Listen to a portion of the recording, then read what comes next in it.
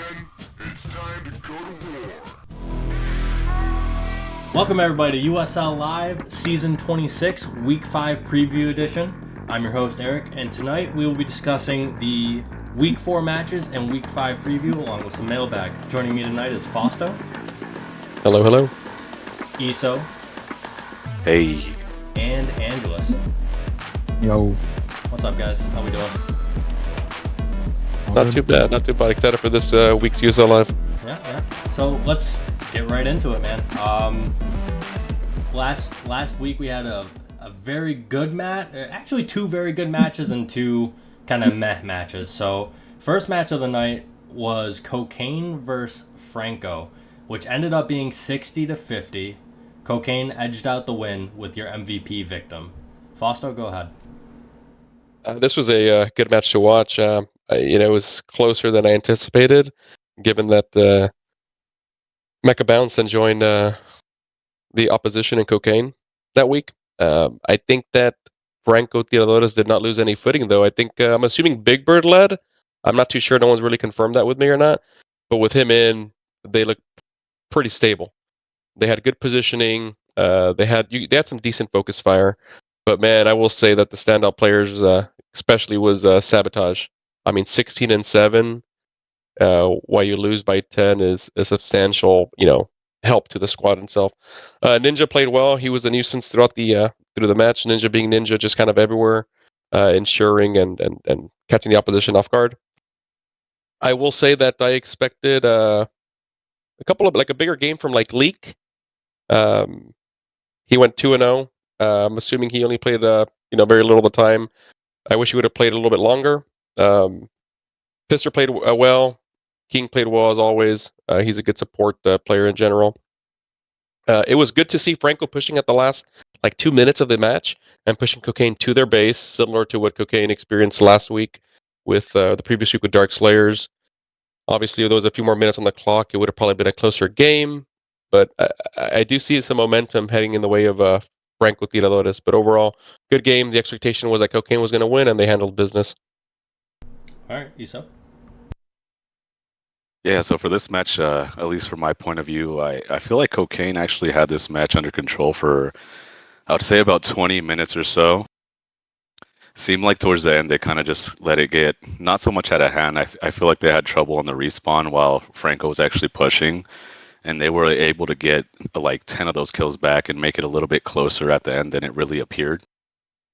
But just like Fausto had mentioned, man, Sabo had a huge game, 16-7. That's really good, especially in a loss. It's nice to see Ninja. I didn't know he played, but he got to play. Looks like he went 13-7. And then other than that, no one else really did much. I did want to point out that, I'm not sure who's actually leading. Big Bird was mentioned, but Pandy and Apollo went 7-20 combined. That is pretty bad. I'm not gonna lie. I'm surprised at that score, especially for Pandy. I could understand maybe if he's leading, but yeah, definitely you gotta do better than that between those two players. They're a little bit too experienced to be going, 7-20 combined. As far as for Cocaine, like I said, they were, it was a pretty good showing, solid. They were in command. Players that stood out to me from what I saw in the video was definitely Pister. I was surprised that he was actually playing really well while actually leading. I didn't expect him to be the leading killer, but he was. And then the Mountain, even though the score doesn't show it, was getting a lot of vision and doing really good things out there. And then everyone else is just kind of, okay. Definitely expected a wider margin, I would say. But like I said, at the end, they kind of, Franco made a little bit closer game. Okay. Angelus? Yeah, I would echo a lot of what Easoe said at the end there. I don't think the final score was indicative of the actual state of the game for most of it. I think if I recall, Franco got off to a nice start. Me and my guys were watching it. There was a lot of focus for us on Ninja because I'd heard of him but didn't get to see him play until this. So it was cool to see his aggressive AT style, dashing between crossing nades to kill someone was neat at mid. But I really thought Cocaine was in control of this game for most of the time. I think the last two fights was just kind of sloppy. Hey, you're out of time. We're going to just play around. But it was cool to watch. And as mentioned, I didn't know Pister was leading till Easoe said it. But I already thought Pister had the best game of this one just from watching in spec. So to know he was leading too is just additional kudos. It was a good performance. Yeah, you guys already touched on Sabo, Ninja, Pister. I think the unsung hero was Stavadine for Franco. There was a point in the match where Sabo was fighting 2 versus 3, maybe even 2 versus 4, as LMG, and Stav just kept him alive long enough. I think he ended up killing 3 and then finally dying to the 4th or to respawn, one of the two. Big Bird is 100% confirmed leading, so that's him. I do think he stayed Nader too long, which is kind of what put them in that hole. I think Nader for the first battle was fine, and then he died, and then at that point I believe Cocaine was pushing right up against their baselines, and he just stayed Nader for like 2 extra fights. He should have switched then. I also think Hop should have came in for Apollo, because I agree. The combined 7 and 10 is unacceptable in a 10 kill loss. Pister, again, had a great game. It was interesting to see Kevin not play Nader. He played AT for majority of it. SV had some good flanks. And, of course, Mecha died like 3 times in the last 30 seconds or so, because he didn't sit in the dropship like Oct did for the 30-second countdown. But other than that, it was a good game by Cocaine. Yeah. So moving on to the next match, I really don't have much to say on it. It was a poor showing from Evo. It was Evo at Cocaine. 93-25. Cocaine was your winner. MVP was Infinite. Go ahead, Fausto. I don't have much to say either. I mean, it's the score's indicative of how everybody thought it was gonna, edge out. Draco put on a decent performance. DP as well. I mean, it's just a matter of, Evo just really needs to slow it down and think of some obscure plays and setups to just try to have a possibility of winning these big matches. But unfortunately, that's not the case at the moment, and Cocaine just dominated. Yep, Easoe. Yeah, definitely. We kind of harp on it every week. It seems like with Evo, but I've been pretty disappointed with them this season. I thought this might be the season where they kind of, at least, squeeze out 1 or 2 wins. Maybe be a squad that we didn't see them, like a playoff type squad that we didn't see coming. But it's definitely, the wheels have kind of are falling off, and it's just mid-season. Just kind of hoping they stay active. That's the one good thing, is that they're staying active. They're SBing. But I feel like they have the players, man, to at least do a little bit, or actually a lot more than they're doing now.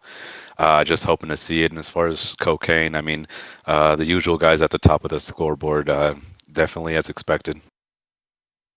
Okay, Angelus. Yeah, I saw the first 20 minutes of this game. I mentioned it last week for Evo. Like, I'm of the opinion they need to try something different. Not a ton of class changes, but just get out of the death ball mentality. Because it seems like they keep starting these games with some sort of ambush play, which is cool, and you get off to a lead. But then as soon as they lose the next fight, it's just an 8-man death ball until the game ends. And that's not working against these squads who are playing max angles, and they're shooting on you with 3 times as much firepower because they're hitting you from all over the place. So I still think they need to go into some sort of split. Maybe stay in a tight area, but don't just sit as one ball of 8. Like, go into 4 and 4 on a lane or something and figure something else out. So a good game from Cocaine. I heard there was the big mortar highlight, but I haven't seen it yet. Hopefully someone can link that at some point tonight, because I'd love to see that. Yeah, Kevin got a quad kill on the mortar, I believe. I think it was along the southeast rock, just outside of Evo's base on the right side of the map.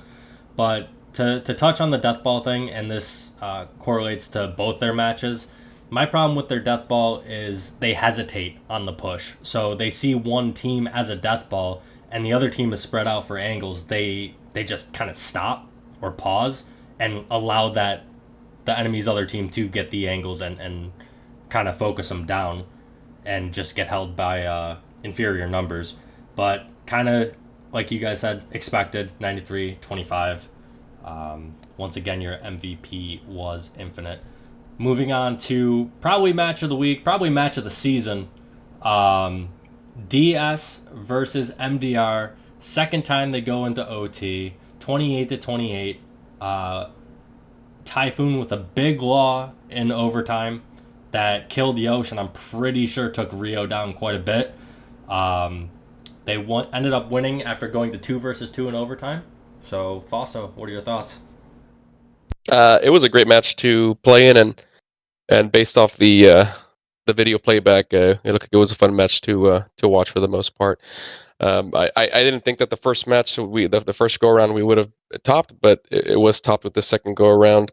It was a little slower than anticipated. There was the lead changed probably about like 4 or 5 times, in those 30-minute increment, and so it was just always trying to get the advantage. Now, what Macrodata does well is they sit in an advantageous position close to their base, and it's really difficult to break, that kind of camp. So we have to maneuver around. So my thought process was get a solo angle, obviously, get some vision, and then try to overload one side. So if you look back at the playback, you'll see some pushes here and there.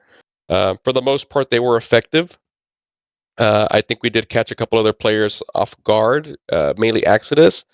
I know that he's been a stellar ripper all season, and this game, I think we kind of shut him down on the ripper front. I'm not too sure what it was. I don't know if it was his positioning and whatnot, but I'm glad that he did go Marine probably about halfway into the match.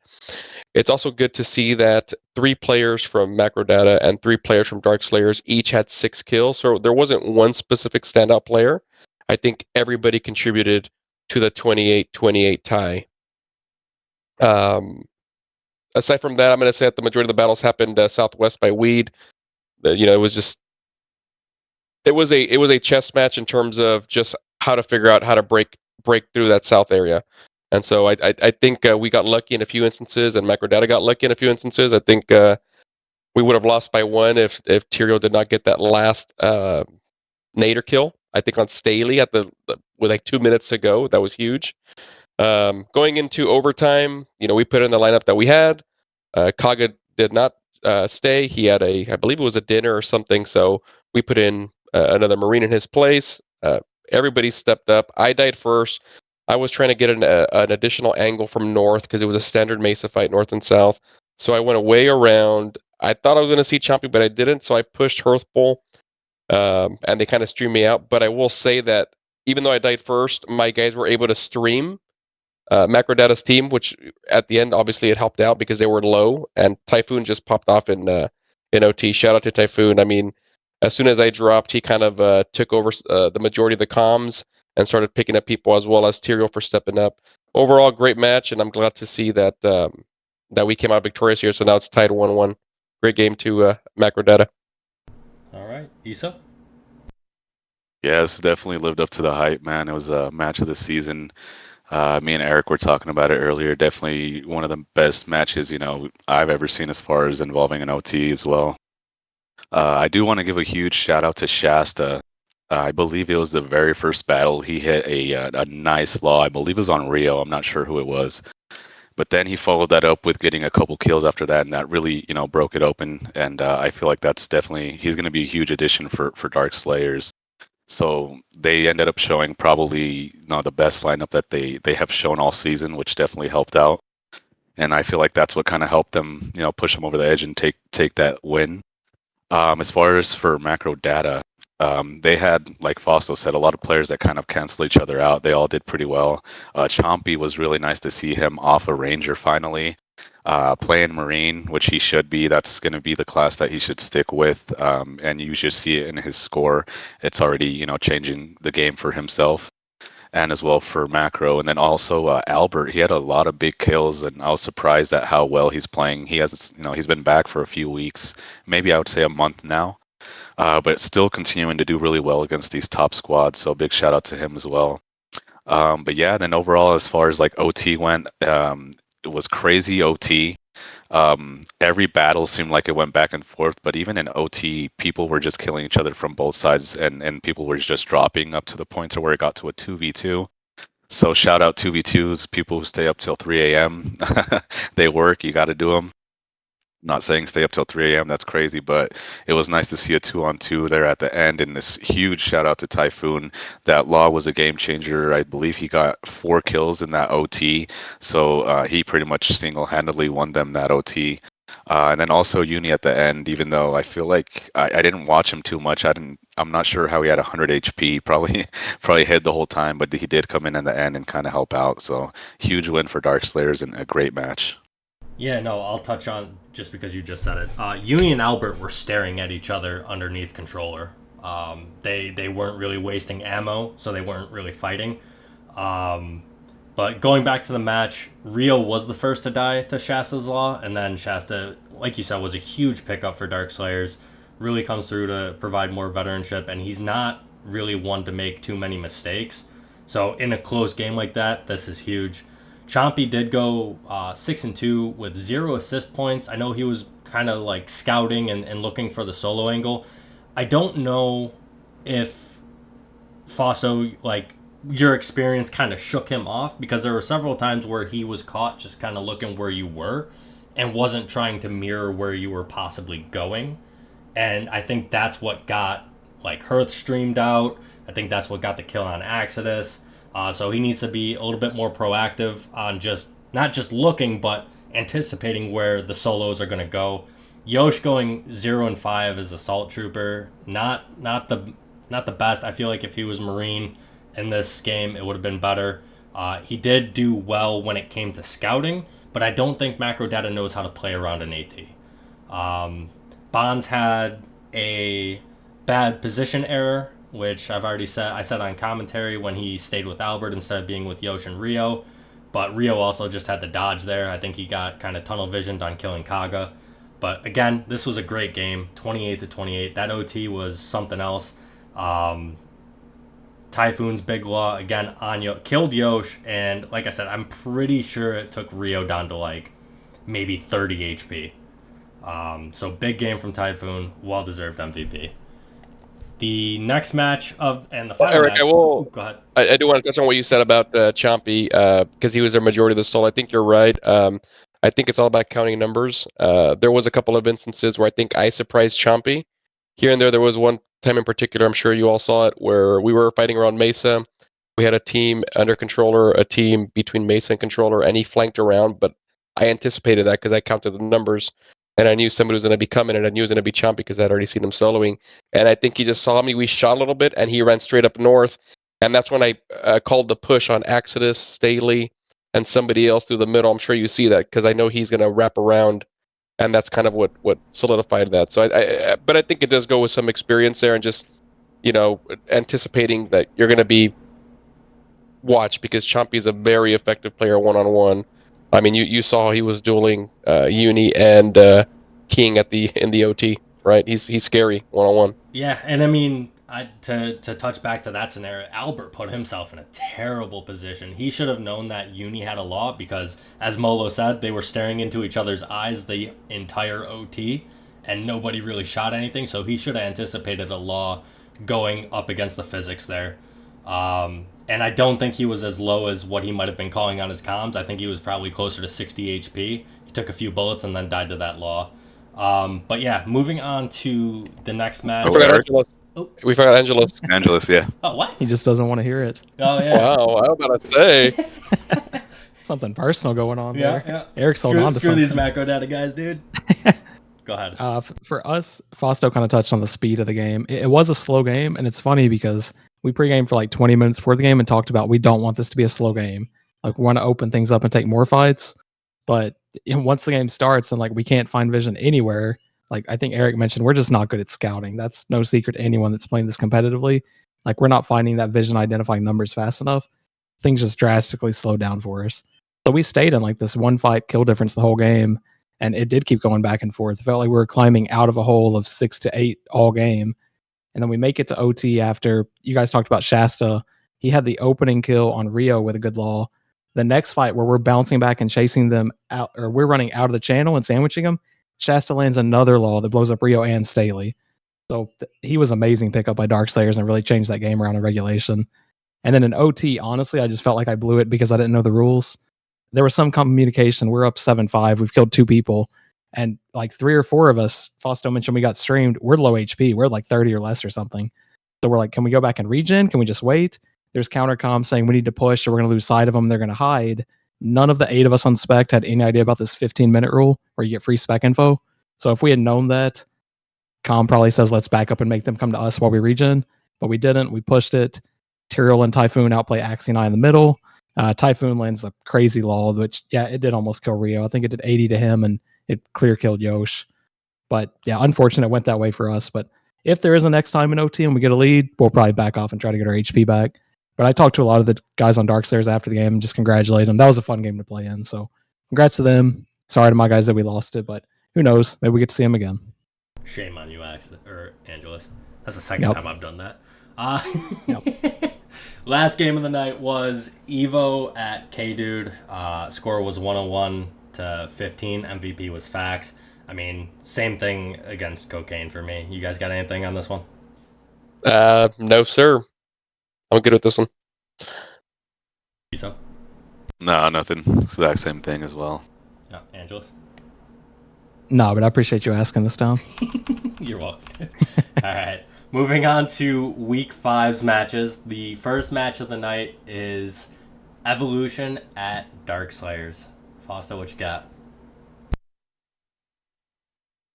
I think it's gonna be more of the same. I hate to say it. I mean, Bowen, love you, dude, but I think there's no morale there with Evolution right now, and I mean, I understand it. Just like Eric, I've been on squads that you get the shit kicked out of you week in and week out, and you pay your dues, but it's just tough to pay your dues, 20 years later, so I get it. I hope you guys do try some cool little stuff, but I think there's going to be a point differential of about 60 in favor of Darkslayers. Okay, Easoe? Yeah, like I said earlier, I mean, they have the players to keep it competitive. More than likely, they won't, unfortunately. But yeah, we talked about it a few times. Hopefully, they could just kind of do whatever it takes. If that means ball up, if it means split up, whatever it takes for them to actually take a few battles and try and keep it competitive. But unfortunately, I definitely see a big victory for DS, probably by 65 to 70 kills. Okay, Angelus? Yeah, not much different from what these guys said. I'd like to see Evo split up again, like I said last week. Let's just fan out to a couple groups, maybe get a flank going, try something. Because I mean, the 8-man death ball just hasn't shown any results yet. So I'd like to see something different, but I would heavily favor Darkslayers on this.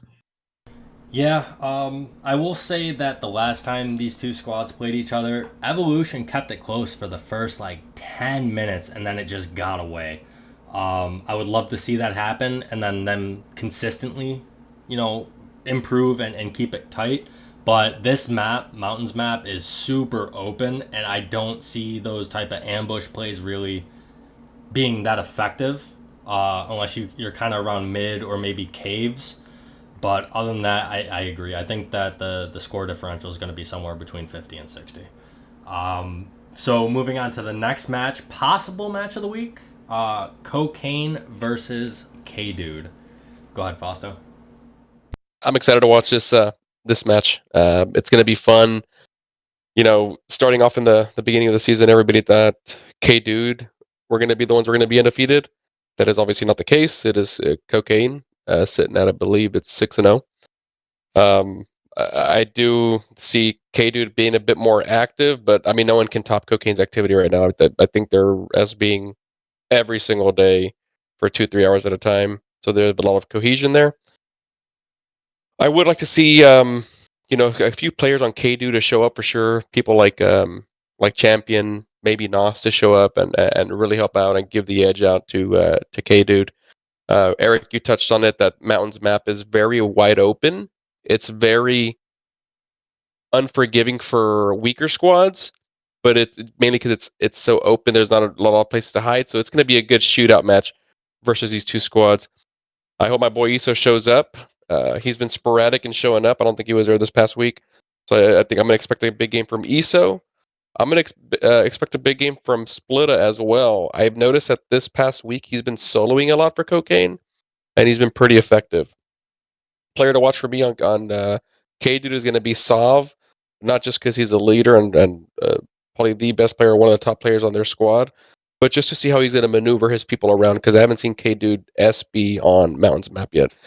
In terms of score, it's going to be a close game. I'm going to say under 10 kills, and I'm going to go ahead and give it to K-Dude on this one for purely the revenge and redemption factor.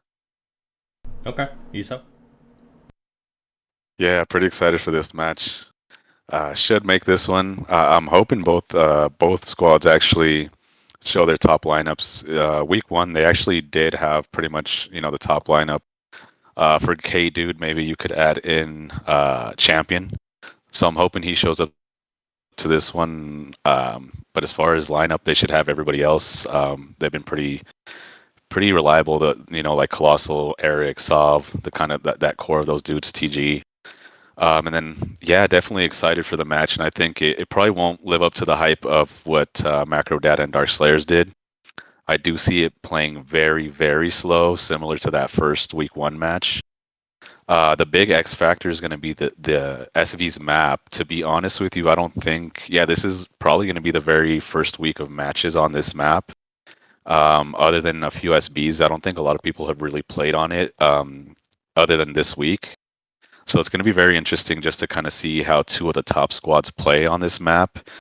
And there has been rumblings about things kind of going on in the background as well on the map as far as your respawn timer, vision, things of that nature. So hopefully that all gets figured out.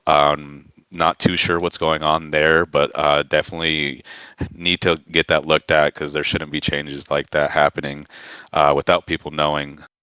But like I said, I'm definitely interested in the match. I do think in the end that K-Dude is going to actually get their revenge. They're going to take the match. I would say 50 over Cocaine's 45. Okay, Angelus. Yeah, so I'm actually hoping this does live up to the hype. Whereas we play these slow OT games against Dark Slayers, I'd love to see a fast-paced game still go to OT. Like, let's get there at 70-70 instead of 25-25. I think K-Dude will get their revenge as far as the win column. I would pick them to win, but I'm really just excited to see how I think what everyone agrees is the top two squads show us what this map can look like in either a close or a dominant situation. For me and a lot of my guys, we've only seen the map for one night. We stepped into it last night and we're like, what the hell is this? It feels like a mini map. So I'm excited to see how the actual organized squads play on it. We're just out there, like someone said, it's an open field. We're firing bullets. So yeah, I'm looking forward to seeing these two squads go at it on a smaller map. Yeah, I will say we SB'd Cocaine 3 times last night on this map, and the left side, which we have this week, is just far superior to the right, and it's very open. It's going to be a shootout for sure. I do see us strictly because we have the left side pulling this one out. It could be biased, whatever, but like I said, that side is just so favorable on this map. There's not a whole lot of death ball ambushes push one side that Cocaine can do without us seeing because of how the map is. So it'll be interesting to see. I do hope Chris shows up. It would be nice to have him in the lineup, especially playing demo against those all push one side type pushes that they like to do. But it'll be interesting. I think the key thing to watch would be Sov versus Split if Split is in fact soloing. But I see them sending 2 people on Sov, in which case our other team has to take advantage of it. But I see us winning by probably about 15 kills this game. So moving on to the next match, I have Franco at MDR. Another good one if Franco plays the exact same way they played last week. So Fausto, what you got? I do agree with your comments for this match. It's going to be an exciting game. I think that Macro can finally do what Angelus wants him to do and maybe be a bit more aggressive and try to take advantage of maybe a few weaknesses of Franco's team, because I think their biggest weaknesses on their lineup is that they got some really good players such as Stavadine, Sabotage, Candy, and Ninja, and then it kind of trickles down from there. Obviously, I'm not going to take anything away from Big Bird. He's obviously been a proven leader in our league and multiple leagues, and that's an advantage they have. Now, I do think that Big Bird cancels out with the Albert Yosh combo there. I'm just not sure if they're going to play both leaders on Macrodata or just the one. I'm not sure. I know that Yosh is a classy guy and sometimes volunteers to sit, so I'm not sure. Maybe Angelus can fill us in there. I think it's going to come down to medics, and I think that each team has 2 strong medics, so it's Stavadine versus Staley. I mean, they cancel each other out, but I think that Bonds is obviously an effective medic as well. Um, So I'm going to go ahead and give the victory here to Macro Data. I think they're going to get the lead and then slow it down a bit. And what's going to happen is that Franco's going to get a little impatient and push in some not so favorable angles and decisions. And they're going to just take them apart. I think the score is going to be a 20 kill differential in favor of Macro Data winning. Okay, Easoe?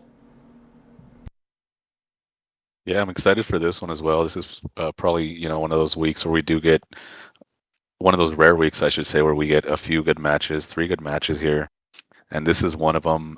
For me, this is actually a must-win for Franco. Where they're sitting at as far as standings 1 and 4. Their only win, I believe, I would have to double check it, but should have came against Evolution. So this is definitely a match that you want to take. You need to start winning these matches against playoff squads because we're getting to that. I mean, I believe we're already halfway through the season at this point. So it's going to be a must win for them. And if they could show that lineup they showed last week, that's going to be, pay huge dividends for them. Unfortunately, I do think they're going to actually lose this match. I feel like Macro Data just, we talk about it every week. They're just continually getting better. Their online is being and I kind of talked about it before the season began. I expected them to end up like 5 seed, but right now they're in the 3rd seed, and they're beating a lot of these squads that I knew they would keep it close, but they're actually beating a lot of these playoff squads. So I feel like they're definitely going to do that again here, get a big win, and push themselves up to 4-2. As far as players to watch out for, we keep talking about him. Albert is going to have to show up. I think he's going to be, the guy that has to show up every week alongside Rio. Those are going to be the main 2 guys. And then also, of course, look out for Exodus. Hopefully he kind of comes back and has a redemption game this week. And then as far as for Franco, I just, if they could kind of rein in backs and all those dumb deaths, the kind of overextended deaths, they'll definitely keep it close. But unfortunately, I feel like they'll lose. I do think Sabotage, if he shows again, will probably show out again. But unfortunately, as Fausto was saying, once you get away from Pandy, the ninjas, the drop off is pretty big there. Macro Data takes this, I would say, 50 to 35. Okay, Angelus? Yeah, I mentioned we played this map just a few times last night, and just by coincidence, it was against Franco. So we exchanged wins on it, left side winning both times. I don't want to reveal too many answers about a projected lineup, so I'll keep that a little bit tighter. But we'll put out a competitive lineup out there. I am expecting us to win based on how we felt playing them the first time and the results that came out of it. I think it's going to be pretty close to that, just higher kill count because the map's small. So I think we beat them by 10 on the previous map. I'm expecting us to beat them by about 20 on this map this week. All right, 20 kill differential. Yeah. I will say that I think the autism level on MDR is going to be too much for the puzzle master to handle. MDR is just super active. They're always doing VOD reviews, so they're going to pick up this map pretty quickly versus Franco. I think the activity alone is kind of what puts them over the edge. I'm not sure what lineup you guys are going to run, but I mean, as long as Rio and Albert, like Easoe said, show up, I think you guys can take advantage of the over-aggressors, such as possible playoff Pandy showing.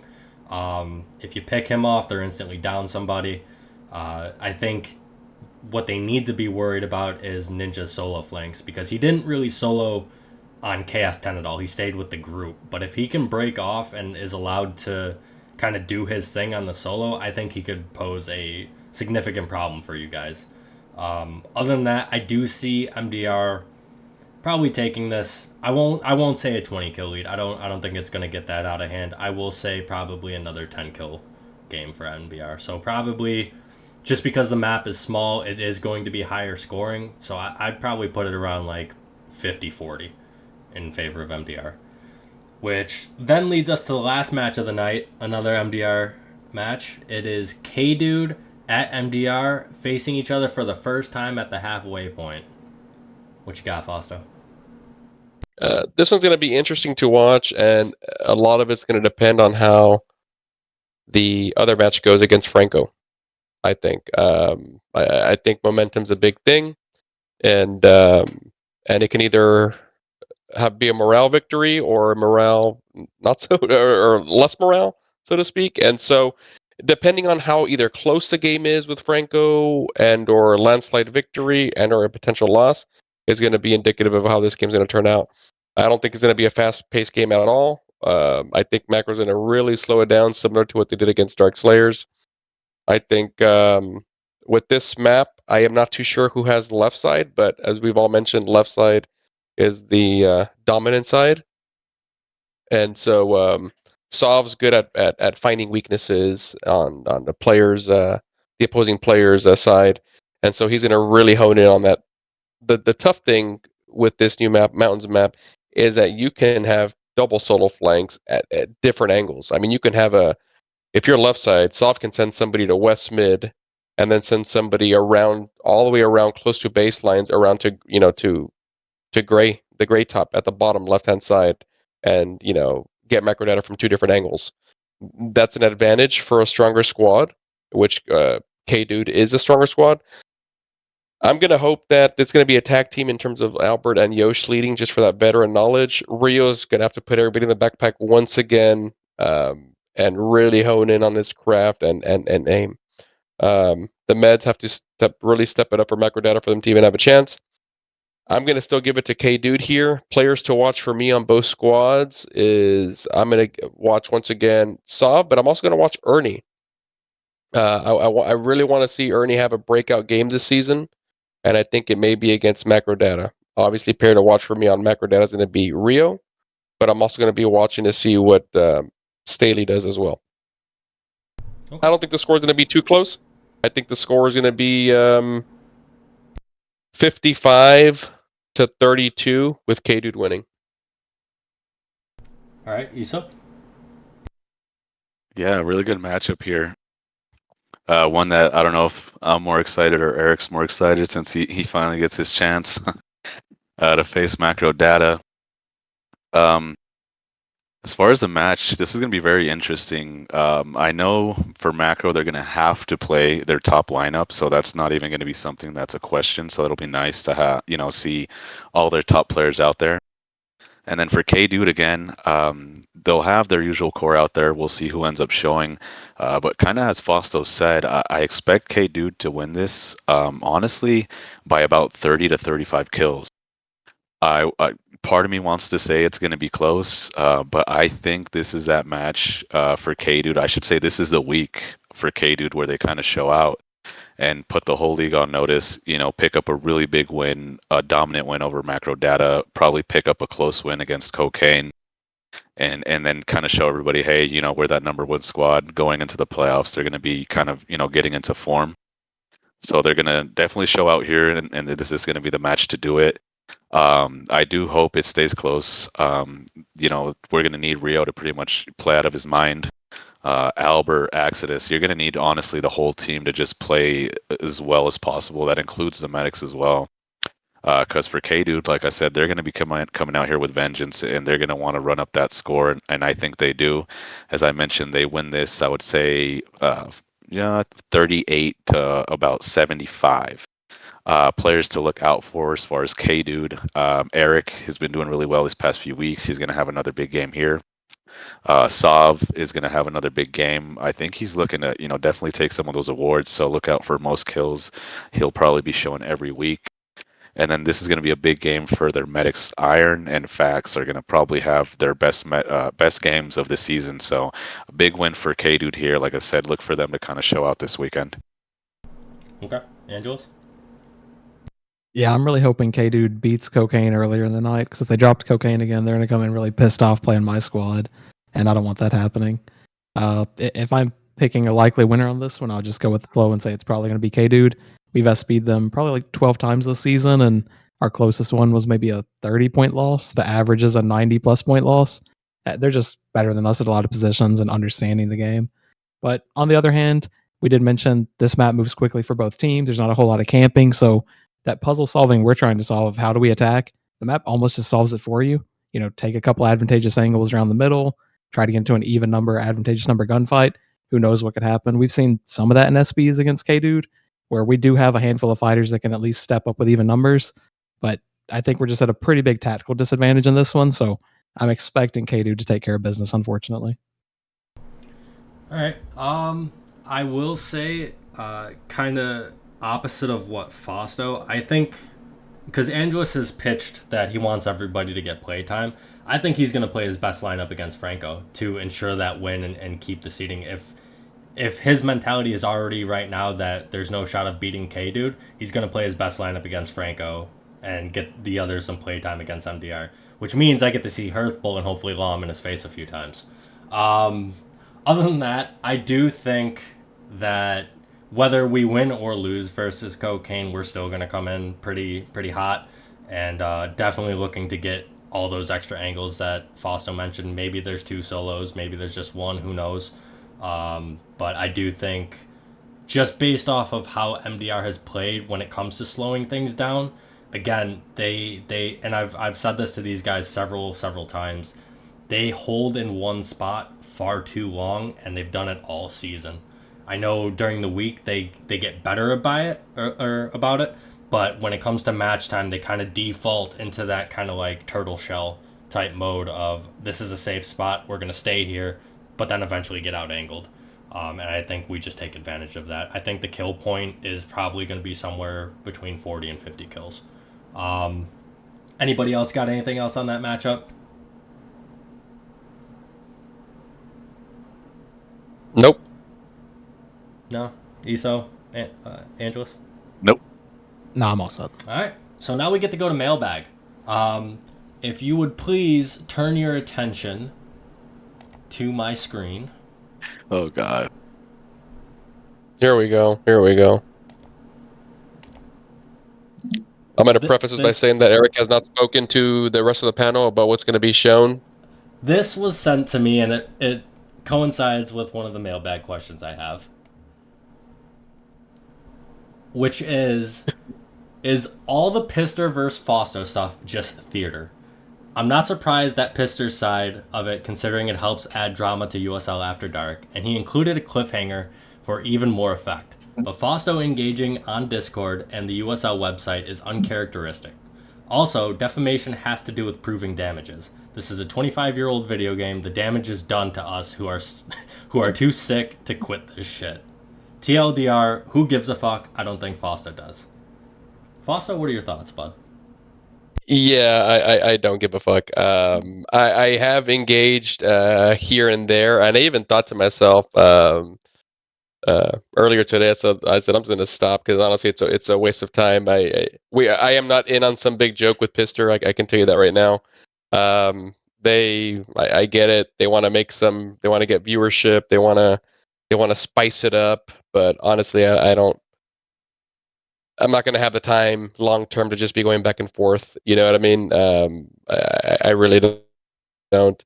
I think it's a ploy. I mean, the whole who is thing. I mean, MP's already debunked that. I appreciate MP for doing that on his own.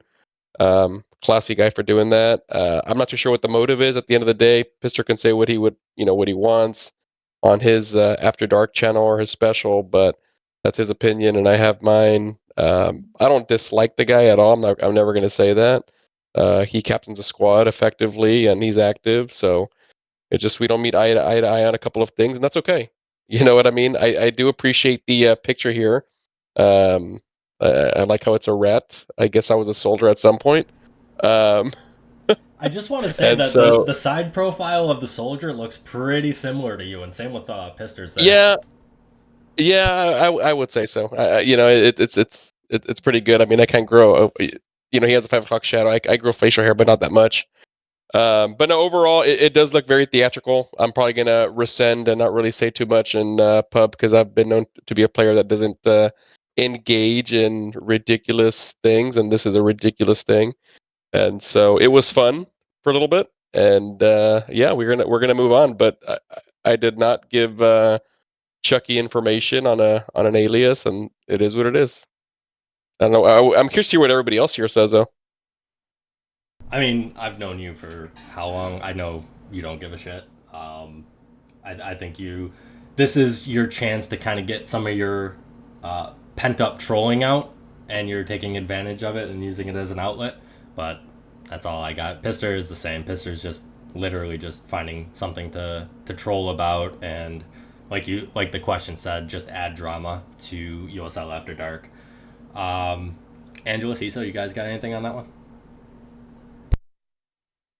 You mean what, No, Easoe? I was gonna say I unfortunately didn't get a chance to watch the After Dark episode where like all that came out, so I don't really have an idea of what happened, to be honest. But yeah, I mean, I like spicy, just not unnecessary kind of spicy. So yeah, just kind of move on. Next time I'll try and kind of keep up with everything. Okay. To your point, Eric, I will say that I was close to becoming Extreme One again. You know that, little by little. But Mr. Bowen asked me to come back as DA, and I'm gonna go back to corporate Fausto. But I was really close to just becoming a troll, like I can be. But I'm gonna rescind and stick to what I've been the past few years. Fair enough. Foster, you got a question though? Any questions? I'll just Yes, let me. hang Oh, on. go ahead. Fast. Go ahead. Go ahead. I'll just add real quick on the Pister thing. I think for me and a lot of the guys that I'm playing this game with, that's the kind of drama we'd be all about like 20 years ago. Like, let's create some kind of weird drama and accuse a mod of doing something. But I don't know, man. Life's going on. We're all adults here. Like, it just seems petty and wasteful to us. So I don't know, man. It's cool for entertainment for us to consume, but I don't think anyone's getting their feelings hurt over the video game. Okay. Foster, what question you got, bud? Well said, Angelus. Well said. The first one I have, and mine aren't that juicy, unfortunately, but I'm going to say this. This one's my juiciest one. Should all USL players undergo a mandatory hormone panel to include testosterone and estrogen levels so they can get referred for appropriate treatment to reduce toxicity in the community?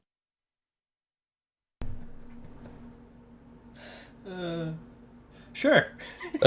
Guys, go ahead. Yeah, let's go ahead and I'm very good at blood draws, so I will run all your labs and I will get back to you with the results in 72 hours. Anybody else got anything on that one? No, but I was gonna say definitely not, because you don't need to know my estrogen levels or what we're taking over here. It's working, and we'll move on. I'm sure you got high T. Angelos, you got anything? No, I'm all set on that one. Okay. Real quick before we continue, anybody else got any mailbag questions other than myself and Fausto? I got None for one. me. Go ahead, Issa. I didn't get a chance to read this before, so this is kind of a freestyle. I just got it in. We all know that Bowen, Trax, and that dude have a combined IQ equivalent to an intelligent hamster. Why do commentators act disappointed in Evolution's performance each week when writing has been on the wall since preseason? Wait, Trax and Ouch. who? I didn't hear that first. Owen? Oh, no. Bowen, Trax, and that dude. Oh man, why you got bully Trax? No idea. That dude, Joe. I don't know. I actually really don't have much. I just know that Bowen and Trax out of those three definitely. Even that dude, like they all are trying, right? And I mean, it's kind of hard to see a squad like Macro Data come in with a majority of newer players and start to outperform supposed vets of 20 years. So I think that's kind of why people might look at it as a shock factor as to why Evolution is quote unquote underperforming. But throughout the seasons, we've always harped on that dude's positioning. He should switch off a medic. Bowen included saying he should switch off a medic, and he keeps him at that role. So that's all I got. I will chime in on this one. I know it's a comedic question, but there is some value to answering this one. I don't think it's that week in and week out. We're harping on them because the writing's been on the wall all season or preseason. I think that Evo has some good individual players. I really do think that some veteran players. But just like a few seasons ago, when Nexus beat, I believe it was Suicide Squad, nobody thought Nexus was going to beat Suicide Squad. and we did, and I think it was a victory of like by 20 or 30 kills. Now, did we camp? Did we set up plays? Yes, we did, but it is possible, And I think a lot of the times when people listen to us, whether it's here on USL Live or USL After Dark, when we give criticisms, it's criticisms for people to get better. Now, mind you, we understand there's trolling involved and yada yada yada, but I wish more people would listen to what players like Easoe, Eric, myself, and Angelus, and Pister, and Kevin, and all them have to say, because there is value to it. I mean, there was, when I was on Nexus, I think Eric said like you should put Chompy and I forgot who else together in a flank and watch them do work, and that's what I did the next game. And me and Eric never talked about that. Yeah, and me and Eric never talked about that, but I listened to an outside perspective, and it made us win a match or two. So I think that's more what I'm disappointed with Evolution is there's writing on the wall to also get better. You just need to grasp it and utilize it. Yeah, no, that's fair. Chompy hasn't been the same since he left Stoink in the dust, says Mecca. I told Chompy to come home. I mean, I'm the one that got him the 18 kill game. Remember that? Yeah. Sorry, Angelus. That's all right. All right. So my next question, I've got two that are kind of the same in regards to Mountains map, and I also got another photo subscription or submission. Somebody was kind enough to label the map for everybody that's trying to figure out like what to call everything. And I mean, to me, this seems like a ZMN type label, but let me go ahead and get this up. Ooh, not it.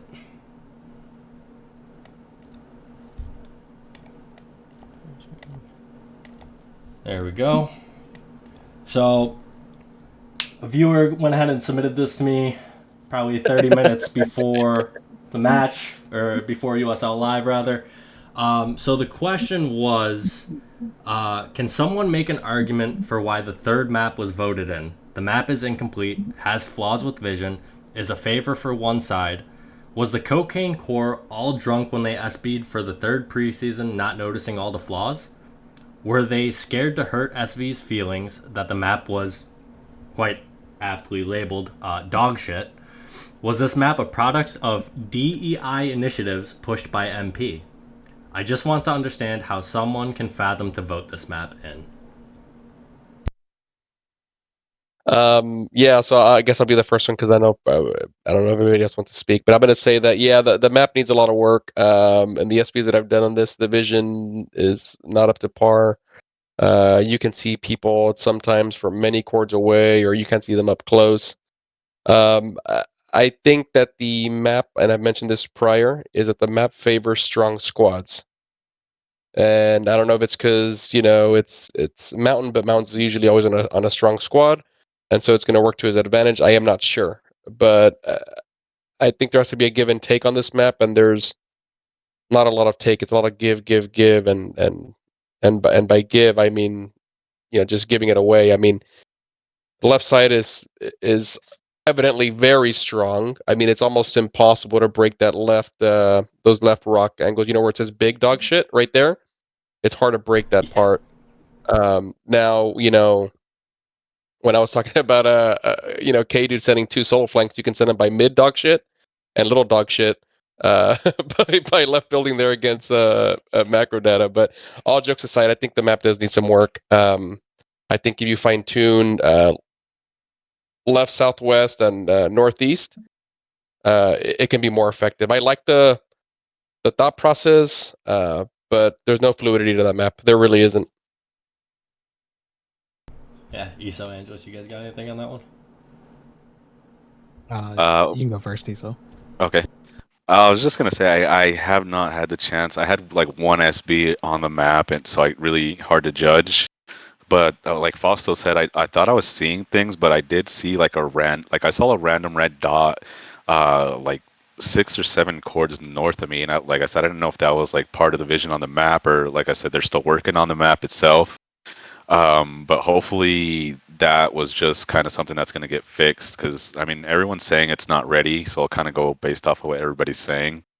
But we have days to try it out SB on it. I've seen maps get changed like a few days before, and people still played it. So hopefully things just get fixed, and at least people are out there trying to get a map up there, because we're definitely tired of the same old maps. Yeah, Yeah, fair. I'd say for me and my guys coming in, I'm the worst person to judge a map because I've only played 2 of them. This being the 3rd one now. It feels much smaller than the other maps. It feels more like I'm playing in mini maps when we played on it the one night. I don't really understand the theme to it, and again, I'm not criticizing because I'm not a map maker. I just don't know like what it's supposed to flow. When we were playing it the first time, I'm trying to tell my team like, "Hey, I'm over here in the fucking swimming pool area, surrounded by plants. I don't know what the fuck's going on." So I don't know what the optimal way or the design is behind it. It just felt like the other 2 maps we played were these gigantic multi-area. You can have like 6 different huge fighting areas, and then this one's just like a mini maps. And this is where one of you guys comes over the top and says, "Actually, Ange, the 4th map is even smaller than this." And foot and mouth, I don't know any better, but it's definitely confusing me right now. But I'm enjoying it. Fausto mentioned earlier it's forcing my guys to play faster and more aggressive. So I don't understand it, but I've enjoyed it for one night at least. Yeah, I will say that this map's pace is, I've said it in spec chat, but it's very considerable or comparable to Kaiser's Pass, which was the championship map last season. Very quick respawns, which again is, if most fights are happening southwest dog shit, the left side's got the advantage if they lose anybody because they're all fighting right there. This kind of leads into the next question. Now, Fausto, I'll let you go ahead and say one of yours, just because these are kind of similar, and we're already on the topic. How did Mountain's map gain consideration to even be an option this season? It is likely that we'll see the 3 through 6 seeded squads get literally DS camped due to the baselines being 1/4 of what they are on most other maps, and there being zero cover outside the DS for the respawning team. The only quote-unquote counter is going to the DS, inside the DS, and camping it, due to there being no one-way physics when exiting the DS. And I'm not even sure if re-entering is allowed. Anybody got some? I mean, kind of similar to what I just said, that I don't know if the map was created with the intention of just pounding on the smaller guys, the weaker squads, but that's kind of how it's flowing right now. I do see a lot of base raping happening because literally the baselines are right around the dropship, and so, but I think they need to fix the vision first. I mean, I believe Sal's listening in, but he NT'd for us a couple of nights ago, and him and I were together holding at left side dog shit, and we saw people at south mid, which that should never happen. It was just an awkward angle to be able to see the vision there, and we talked about it briefly. So hopefully they can fix a couple of things. I would extend those baselines out just a bit, but I would really consider working on the right side of that map completely.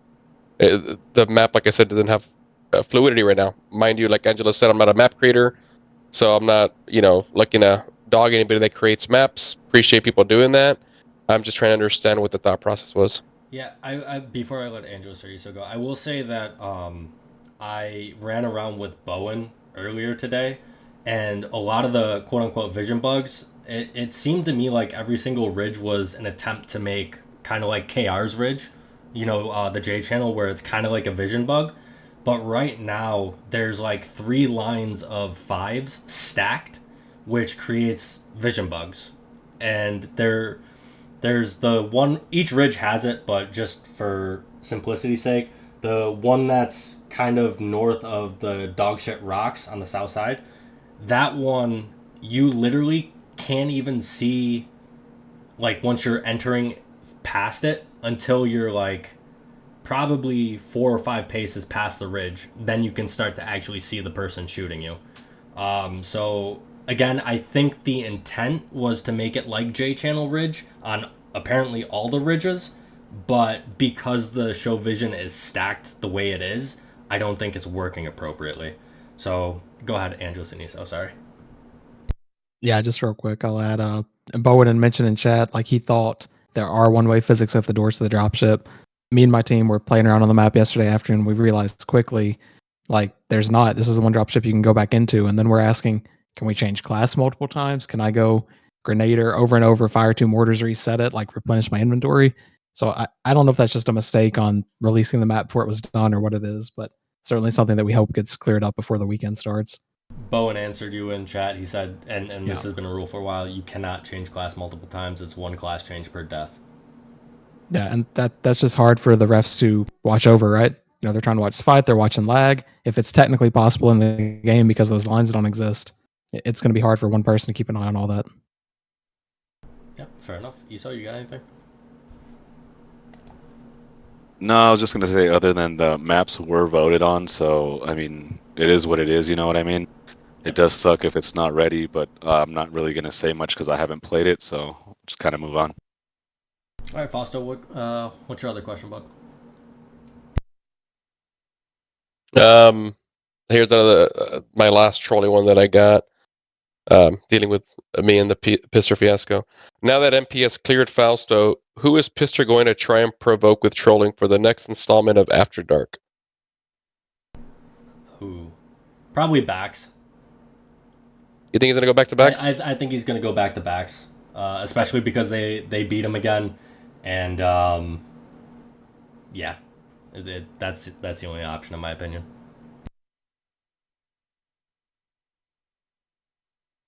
Anybody else? Anybody else? No comment.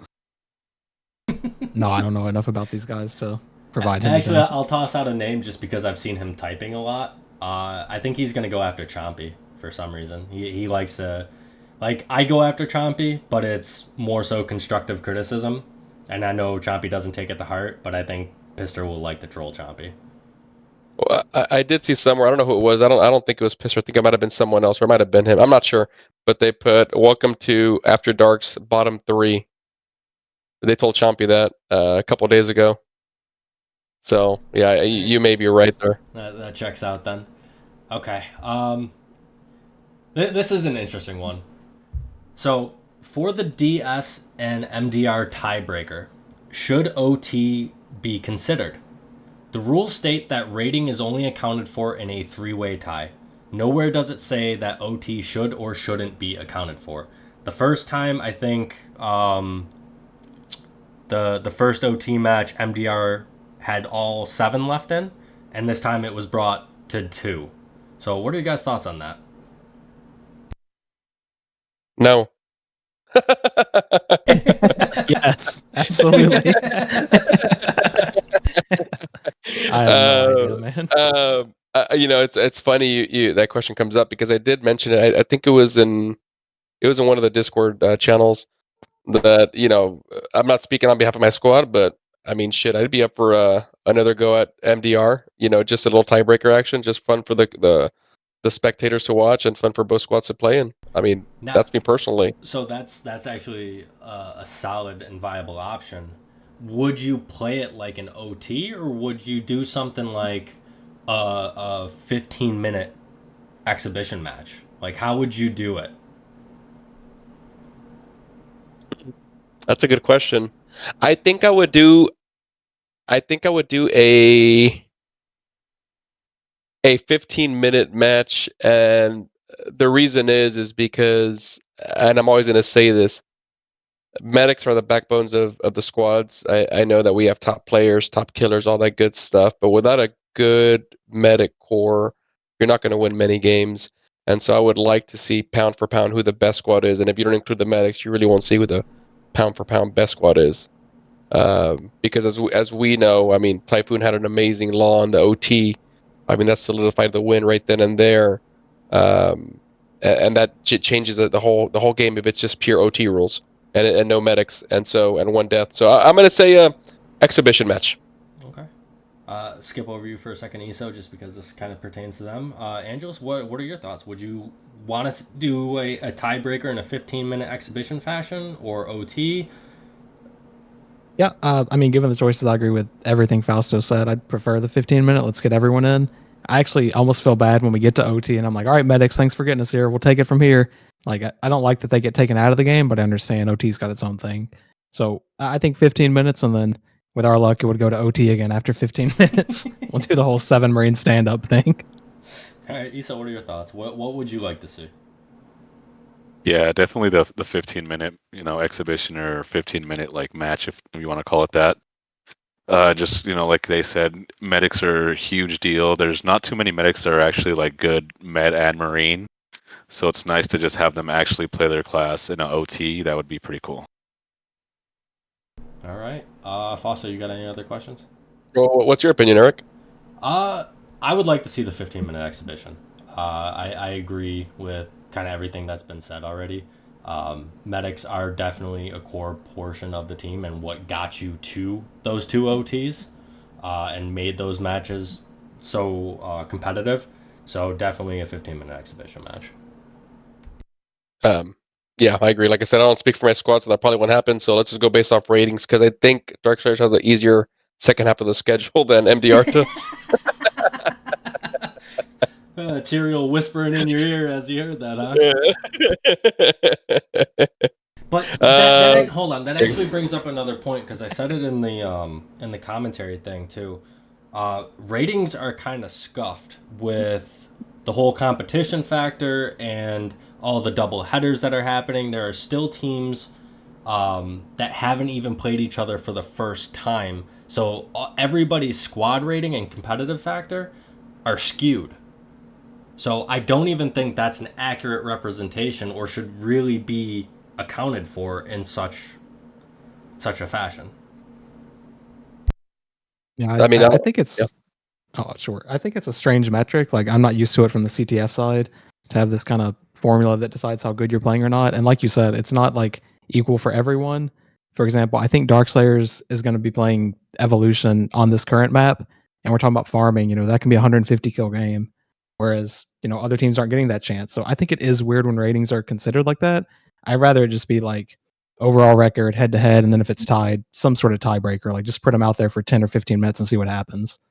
But it's our first season around, so either way, you're not going to hear a lot of noise from us, whatever the decision comes down to. Okay, Fausto, what's your question? Touching base on what Angelus said, I will say, Angelus, that this really hasn't happened in all my years of USL and MSL, where it's 2 ties and 2 OTs in the consecutive ranked squads, like the fourth and fifth, or third and fourth, or first and second, whatever you want to say.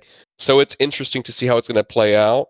Now the rules don't say anything about an exhibition match, obviously, because we've never had to get to that point.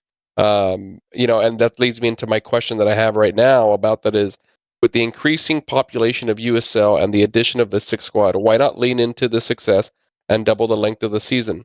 Just reverse Titan and Collective this time around, and we're staring at an even schedule. It's USL season 51 after all. Why not make it a little more epic? Repeat that first part of the question. I was busy typing to Kevin. Sorry.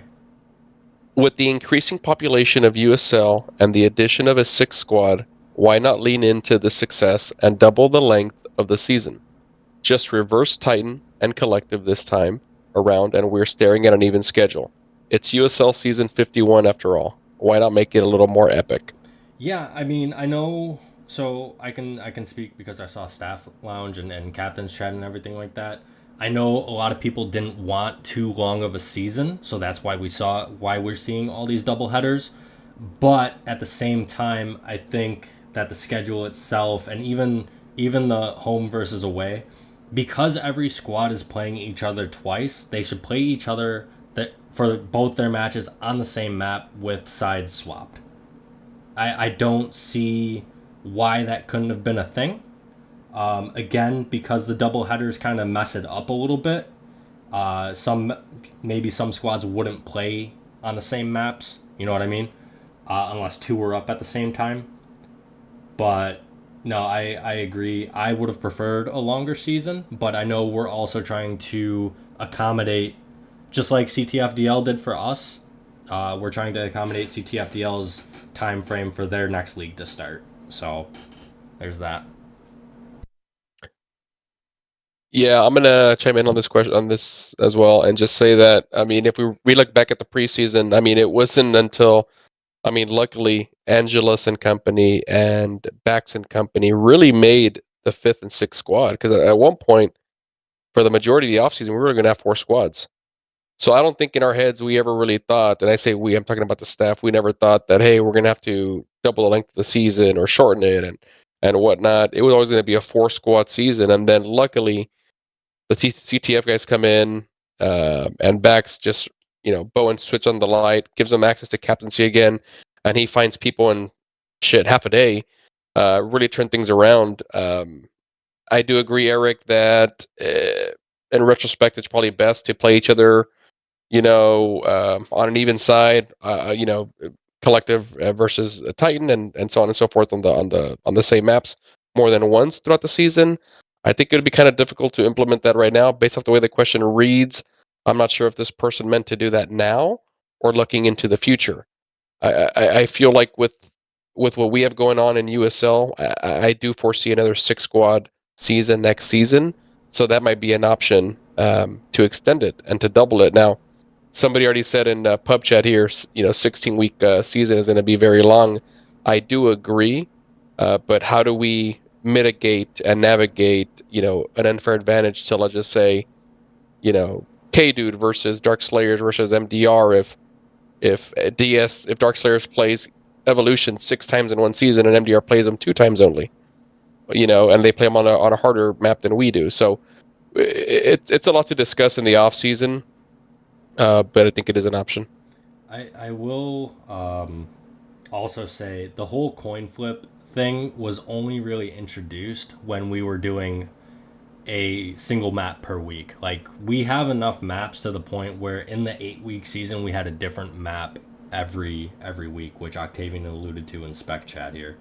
So when every squad is playing each other twice, again, the coin flip would be fine to get the first, I guess, match out of the way, but after that it really should have been just the same map, sides reversed. Easoe, you got anything?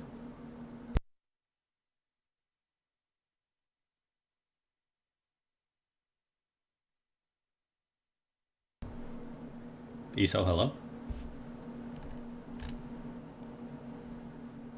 I think I'm going to go take some tea. I'm not sure. All right, well, I got one more question and then I'm good. Hang on, I want to touch on the last one, Eric. Yeah, go ahead. Like on the CTF side, yeah, that would be pretty bad if they're referring to this season, because I know there's a lot of people in the CTF community anxiously waiting for USL to end. For my guys specifically, like when we signed up, we didn't even realize it was an 8-week thing, and like half my roster was like, "Oh, what the hell did I sign up for? I thought this was a 1-month adventure to have some fun." So 8 weeks is really long for at least half my squad. In the future, I agree there should be like a more fair way to figure out the whole coin flipping and equal opportunity on each sides of the map. I want to throw something out to you skirmish guys and just quickly tell me why I'm wrong. Has there ever been a consideration to just reduce the match time? Like instead of a 30-minute match, you could play 20 or even 15, and at 15 you flip it. So it is a 30-minute match, but you flip sides at 15. Like, is that possible, or is that just totally ruin the meta that is USL? Well, I guess my question to you would be, is your thought process to say, hey, you know what, one side has a better advantage or an advantageous side of the map versus the other, so let's flip it halfway, or what's your thought process by cutting it at 15 and then redoing it? It's pretty much what you said. Like, we're talking about Mountains map this week, and everyone's saying, "Oh, left side is so much better." Well, some of these really important matches are only going to be played on left side for one team. They're not going to play again until the end of the season, or maybe they played on EC at the beginning of the season. If the teams were able to face each other and no one got more of a, subjective advantage, like which side is stronger, then it just seems like it'd be more fair all around. I mean, go ahead. What I was going to say, I guess I can see the thought process there. I wouldn't necessarily agree with it, but I will counter your thought and tell you that many seasons ago, and I'm sure if Easoe's here, I know Eric will remember. Many seasons ago, Angelus, what we used to do was we had, I think it was a coin flip, or either that or home and away. But the one that won the coin flip got to choose the map that they played on. And then the other team that didn't win the coin flip got to choose a side of the map that the opposing player picked. Yep. Mm-hmm. So a lot of captains would forego the map choice. In theory, you say, "Oh shit, maps, Mountains map is wide open, so it's going to be easy for K-Dude and Cocaine to rack up all these kills."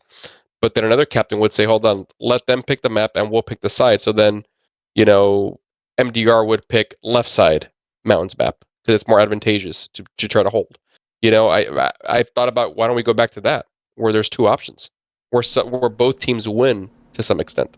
I will say that swapping 15 minutes is kind of rough just because all momentum is lost. We then have to go ahead and automatically swap whatever positioning you might have had to possibly take the lead back or lose the lead, etc. Is gone right at the 15-minute mark, and people could look at that. I think going back to what I said about each team playing each other on the same map twice, just sides flipped, kind of fixes what you're saying. Because the first game might be rough if you have right side on Mountains map against say Darkslayers, but then later on in the season you have that left side, and it's up to you guys to push the envelope to really do better against them against how they performed against you on that side type thing. Yep. But that's why I just think it's a cool idea. It would be interesting to see implemented, just testing out. But I think it kind of goes against traditional USL of the team deathmatch, and that momentum is huge. Yeah, for sure. I just don't think like when the season ends, I'd hate to see squads looking back and be like, oh, you only beat me because you were this side of this map. Like we don't really have that, at least on the CTF side, because we alternate the schedule and it does kind of alternate Titan Collective in these small leagues. So each team gets a shot at quote unquote the good side most of the time. So whatever is best way to implement it, I think it's at least something worth thinking about in the future. Yeah, no, absolutely. Foster, you got anything else on that one? No, I mean, it's a good conversation to have, but I will say that I think for the most part, aside from a few matches this season, we've all kind of predicted correctly who was going to win, regardless of what map was being played on, and regardless of what side a squad had. We kind of already know who's going to beat up on who. You know what I mean? The same thing can be said for why don't we do a draft league again? I know it's a headache. I'd love to do a draft league, but it's probably not going to happen ever again.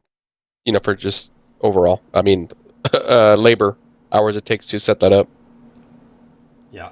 Okay, so my last question of the night is, I thought Kevin played Nader because he was good at the class. Now I realize he plays Nader because he is awful at playing any other class. My question is, if Cocaine has to play in a non-friendly Nader map, will Pister sabotage his team by starting his good pal Kevin, or will he have the stones to play the best 8, which means leaving Kevin in spec? Oof. Yeah, that person's gonna get trolled for the next After Dark episode for sure. Yeah. Yeah. I will say that no, Pister will not sit Kevin out. They're boys. They're two peas in a pod. I think Kevin can play a multitude of classes. Now, just like everybody else, I think some people excel at other classes and other classes, specific classes over others. But I don't see Kevin ever sitting on Cocaine, regardless if he goes Nader, AT, LMG, or Marine. Mainly because regardless if he's good or not at a specific class over another, he gives that veteran leadership. He's led squads before, and he has the comms and the positioning to be effective. I will say that Sav just said this is a Pister question for sure. I don't disagree with Sav. It may be just to spark some fuel and get Kevin thinking a certain way, but you never know with that crew. True. Easoe, you got anything? I saw your mic light up. Yeah, I was gonna say definitely Pister causing some, or stirring up the drama, I should say. Back at it again. Pister question, but I don't think it's so much of do you sit him. I think it's more so of do you switch him to AT Marine. I think that's more what you would look at. Okay, Angelus, anything? No, I don't know these guys like that. Okay. I have no idea. Fausto, you got any other questions, or is that it? That's all I got, my friend. All right. Well, thank you guys for joining once again. This was USL Live, Week 5 Preview Edition. Y'all have a great night.